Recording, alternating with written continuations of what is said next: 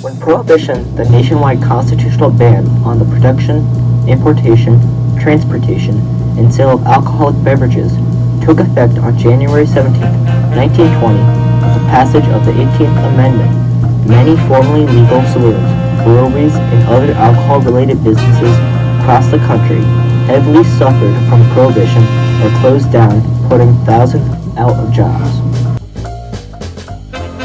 The Volstead Act was passed just after the 18th Amendment was ratified by the United States.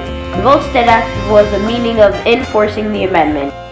1,520 Prohibition agents were given the task of enforcing the amendment. Prohibition agents would dump the barrels of alcohol they gathered into rivers or sewers after breaking them open. Initially, people who favored the noble experiment praised it for its success. Alcohol's negative effects were diminishing as drunken-related arrests were down. Also important to know that the annual arrests for drunken-related crimes were on a decline for several years before Prohibition. Sidestep Prohibition, many people began to stockpile drinks prior to the 18th Amendment and Volstead Act. People wanting to drink had to buy liquor from licensed druggists for medical purposes. Every 10 days, patients willing to pay about $3 for a prescription and another $3 or $4 to have it filled could get a pint of booze. There may have been some people who were being prescribed because there were a perceived medical need, but it was really a way for pharmacists to make an extra few bucks, or illegal sellers known as bootleggers who would make their own alcohol and sell it to the public. This alcohol was referred to as moonshine.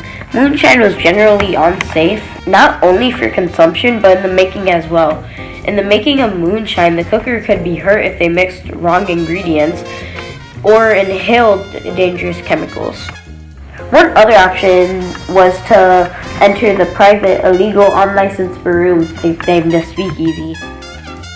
They were nicknamed this for how low you had to speak the password to gain entry, so as not to be overheard by law enforcement, and also because you were supposed to speak easy or stay quiet about their locations.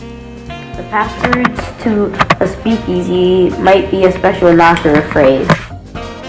Speakeasies were typically located in basements, attics, back rooms, or other hidden areas of legitimate businesses.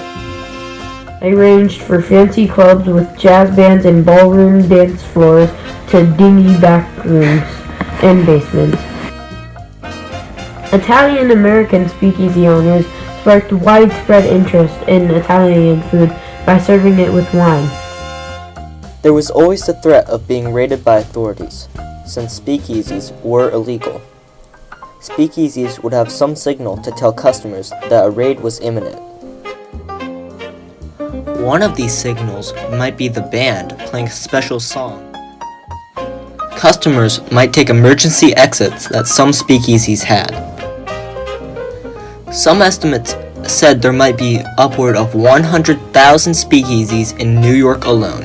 To compare, Chicago had around 7,000 speakeasies.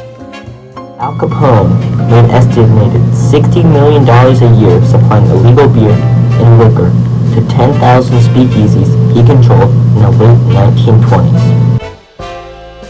Speakeasies were probably the 1920s worst kept secret, between local officials going to bars, the rampant criminal market around them, and the poor enforcement that most easily bypassed.